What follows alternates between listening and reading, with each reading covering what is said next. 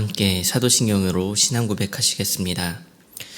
전능하사 천지를 만드신 하나님 아버지를 내가 믿사오며 그 외아들 우리 주 예수 그리스도를 믿사오니 이는 성령으로 잉태하사 동정녀 마리아에게 나시고 본디오 빌라도에게 고난을 받으사 십자가에 못 박혀 죽으시고 장사한 지 사흘 만에 죽은 자 가운데서 다시 살아나시며 하늘에 오르사 전능하신 하나님 우편에 앉아 계시다가 저로서 산 자와 죽은 자를 심판하러 오시리라.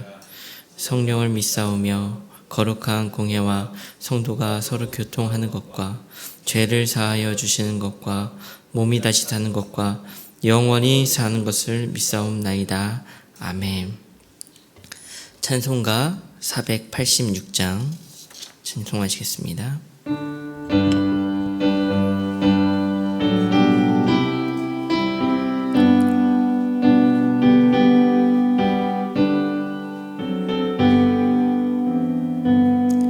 이 세상에 근심된 일이 많고 참 평안을 몰랐구나. 내 주 예수 날 오라 부르시니 곧 평안히 쉬리로다. 주 예수의 구원의 은혜로다. 참 기쁘고 즐겁구나. 그 은혜를 영원히 누리겠네. 곧 평안히 쉬리로다. 이 세상에 곤고한 일이 많고 참 쉬는 날 없었구나. 내 주 예수 날 사랑하시오니 곧 평안히 쉬리로다.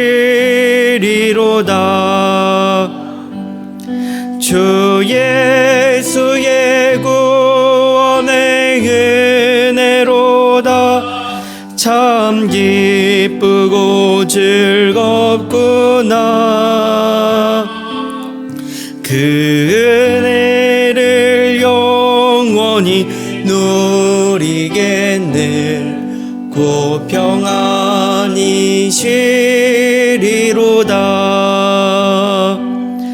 이 세상에 죄악된 일이 많고 참 죽을 일 쌓였구나.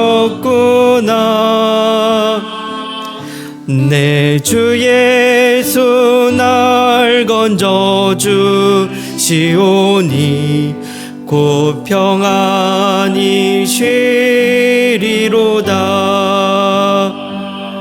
주 예수의 구원의 은혜로다. 참 기쁘고 즐겁구나. 그 은혜를 영원히 누리겠네. 곧 평안히 쉬리로다.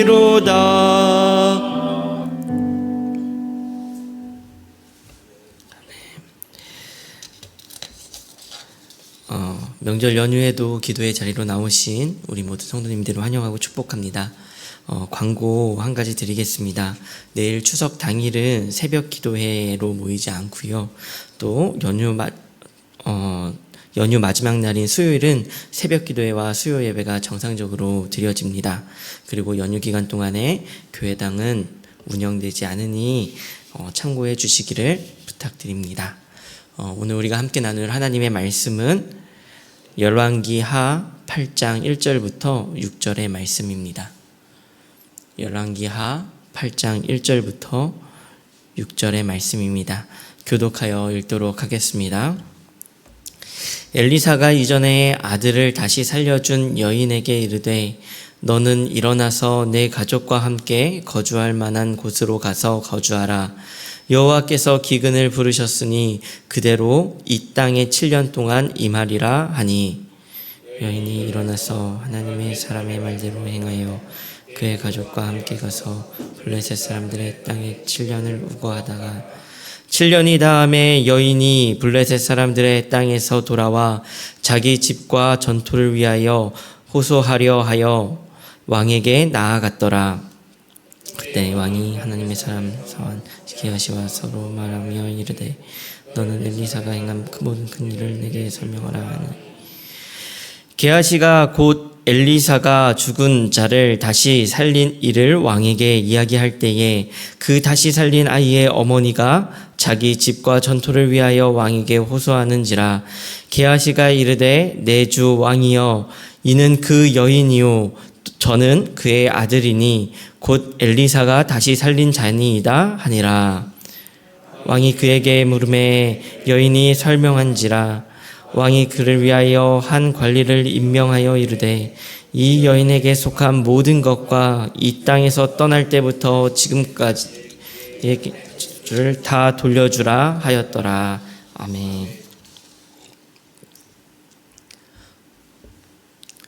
열왕기하 4장부터 8장에는 엘리사가 했던 중요한 사역들이 기록되어지고 있습니다. 본문의 앞에 위치한 내용을 보면요. 6장부터 7장에는 아람의 침공이 있었고 엘리사를 통하여 하나님의 놀라운 일하심도 볼 수 있었습니다. 국가 차원의 큰 일을 개입하시고 또 역사하시는 하나님을 볼 수 있었습니다. 그러나 그 다음에 기록된 열왕기하 8장에 드러난 하나님께서는 한 사람에게 집중하시는 모습을 볼 수 있습니다. 열왕기하 8장은 이렇게 시작합니다. 1절의 말씀인데요. 엘리사가 이전에 아들을 다시 살려준 여인에게 이르되 너는 일어나서 내 가족과 함께 거주할 만한 곳으로 가서 거주하라. 여호와께서 기근을 부르셨으니 그대로 이 땅에 7년 동안 임하리라 하니. 엘리사가 이전에 아들을 다시 살려준 여인에게 말을 합니다. 이 여인은 열왕기하 4장에 등장하는 수넴 여인으로 엘리사를 극진히 대했고 엘리사는 그녀에게 아들이 없다는 것을 알고는 아들을 갖도록 축복하였습니다. 그 아들이 죽게 되었을 때에 하나님은 죽었던 그 아들을 다시 살게 하신 놀라운 기적을 경험한 가정이었습니다. 그러나 열왕기하 4장에서 끝이 아니었습니다. 하나님은 이 여인을 향한 그 마음을 계속해서 보여주시는데 이 여인이 고향으로 돌아오자 포기하고 갔던 집과 전토 재산들을 다시 찾을 수 있도록 도와줍니다. 오늘 본문은 이 가정에 하나님의 특별한 보호하심이 있었음을 보여주고 있습니다. 엘리사는 수넴 여인에게 말하였습니다. 일어나서 내 가족과 함께 거주할 만한 곳으로 가서 거주하라. 여기서 거주하라고 하신 단어를 히브리어로 꾸르라고 하는 동사에서 나온 명령형인데요. 이 단어의 명사형은요, 나그네 외국인으로 번역되는 단어입니다. 그러니까 거주자가 일반적으로 소유권을 누리지 못하는 사람을 일컫는 말입니다. 그러니 수넴 여인에게 거주할 만한 곳으로 가라라고 하신 명령은 가지고 있는 권리를 포기하고 다른 곳에서 체류자로 머무르라고 하는 명령인 것입니다. 엘리사가 이렇게까지 했던 이유는 여호와께서 이스라엘에게 7년의 기근을 주실 것이기 때문이었습니다. 그러나 아무리 기근이 온다 한들 모든 것을 버려두고 자신의 소유를 모두 버려두고 가는 것은 쉽지 않았을 것입니다. 눈앞에 기근이 펼쳐진 것도 아니고 오히려 지금 당장 버려야 하는 것들이 많았기 때문입니다. 그러나 2절에 여인의 행동을 이렇게 기록하고 있습니다. 여인은 일어나서 하나님의 사람의 말대로 행하여 그의 가족과 함께 가서 블레셋 사람의 땅에 7년을 우거하다가 여인이 그 명령 그대로 일어나서 하나님의 사람의 말대로 행했다는 것입니다. 말씀에 순종한 여인은 극심한 기근 가운데서 피할 길을 갖게 되었습니다. 그렇게 여인은 블레셋 땅에서 7년을 거주하였습니다. 우리는 여기서 하나님의 특별하심이 왜 수넴 여인을 향했는가 하는 생각을 해볼 수 있습니다. 그것은 수넴 여인이 하나님을 온전히 믿었던 사람이었기 때문입니다. 열왕기하 4장에서도 열왕기하 8장에서도 엘리사를 그냥 엘리사라고 지칭하는 것이 아니라 하나님의 사람으로 기록을 하고 있습니다. 엘리사가 아니라 하나님이 이 수넴 여인이 엘리사를 섬긴 이유였고 그 명령을 따랐던 순종했던 이유였던 것입니다. 엘리사가 베푸는 기적 때문에 엘리사를 섬긴 게 아니었습니다. 수넴 여인은 엘리사에게 어떻게 해야 잘 살 수 있는지 요청하지 않았습니다. 오히려 엘리사가 무언가를 해주고자 하였을 때 자신은 필요한 게 없다고 이야기를 했습니다. 그저 하나님의 사람을 섬겼고 하나님의 말씀에 순종했을 뿐입니다. 엘리사가 하는 주요한 사역은 사실 하나님을 반역하는 아합 가문에 하나님의 심판을 내리는 것이었습니다. 그러나 이 극악한 심판의 시대에도 하나님을 따르고 순종하는 수넴 여인과 같은 그 한 사람을 하나님은 세심하게 지켜보고 계신다는 것을 우리에게 보여주고 있는 것입니다. 블레셋에서 7년 만에 돌아온 수넴 여인에 대해 3절은 이렇게 기록을 하고 있습니다.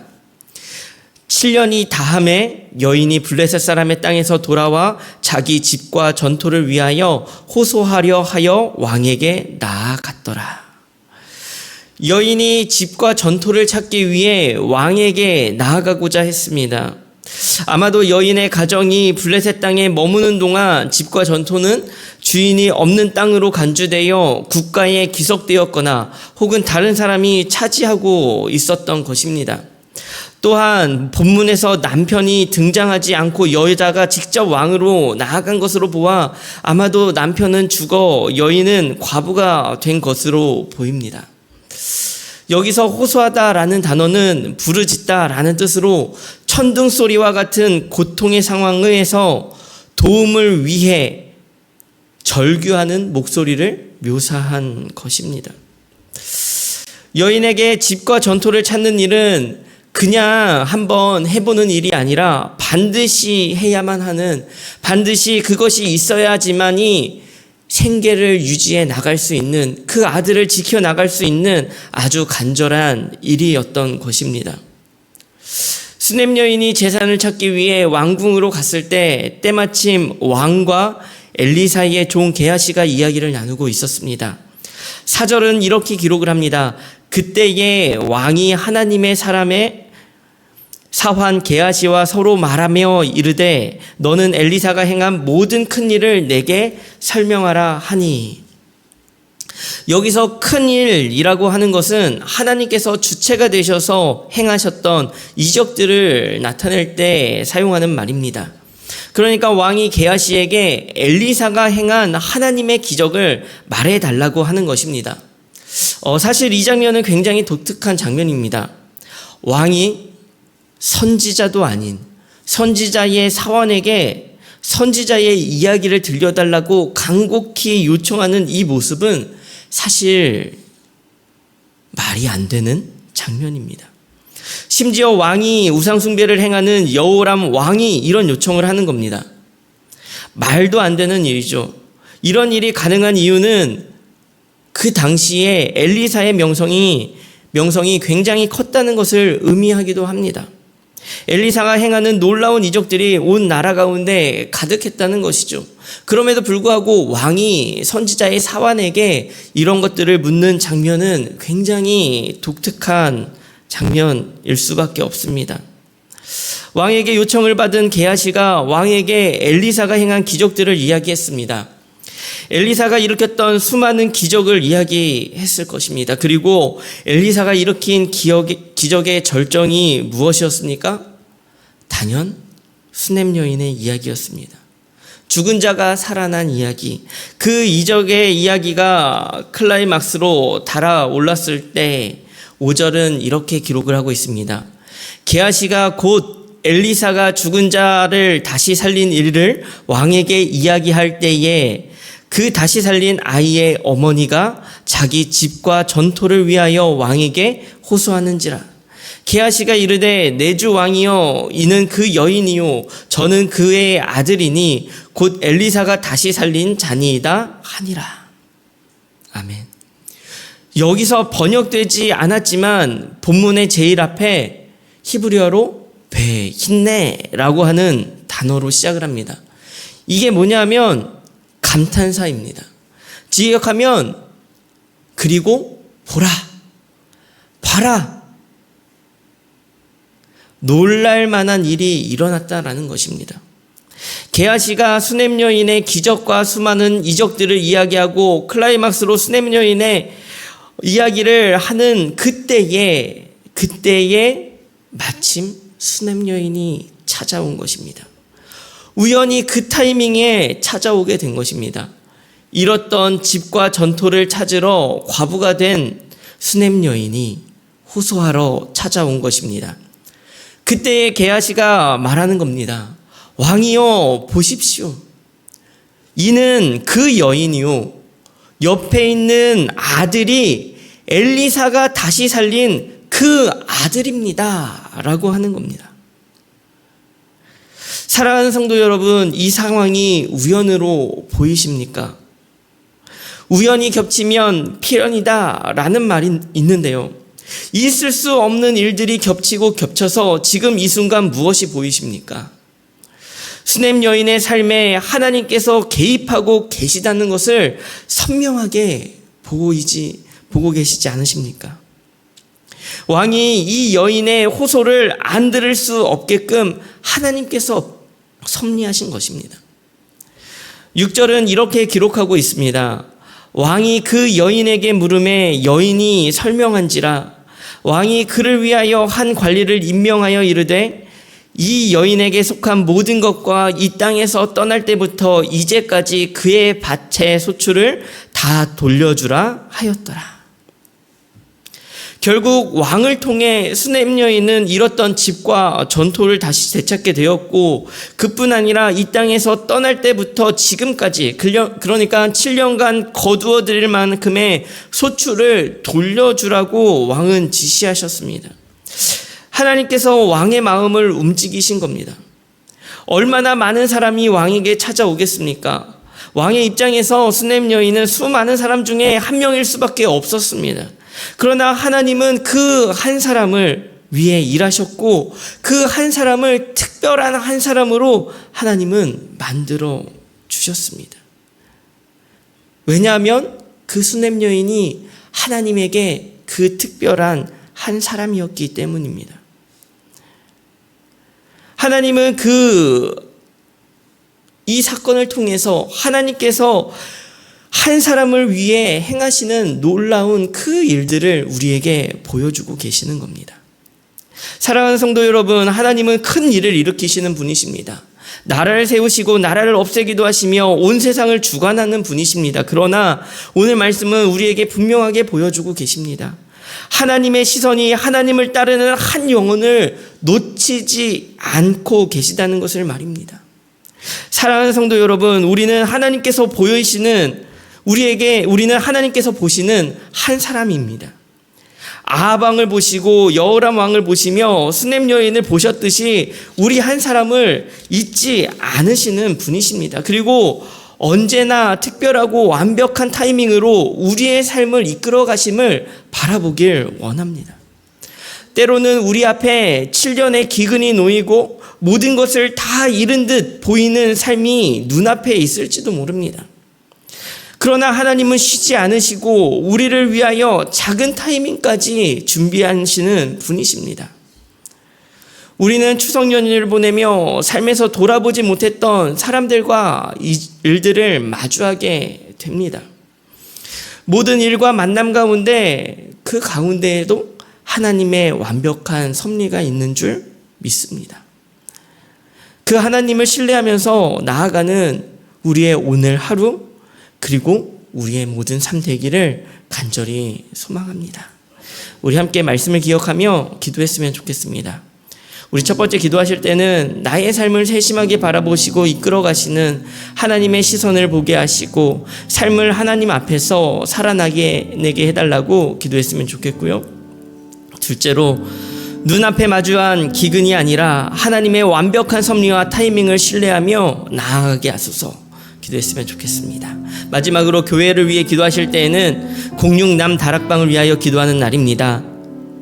현재 어려운 상황에 있는 순원들이 자신 안에 답이 없음을 알고 더욱 기도로 하나님께 나아가게 해달라고 함께 기도했으면 좋겠습니다. 우리 함께 오늘 기도의 자리로 나아가도록 하겠습니다. 기도하시겠습니다.